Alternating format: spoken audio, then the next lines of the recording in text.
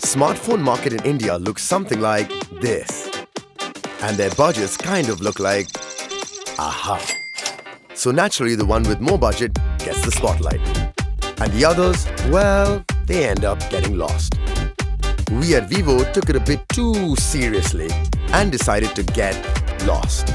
Presenting the lost unboxing of the Vivo V27 series. It all started with a simple tweet with Vivo's brand ambassador informing the world about his lost phone. And that tweet triggered it all. From curiosity to comedy, millions of fans joined the hunt.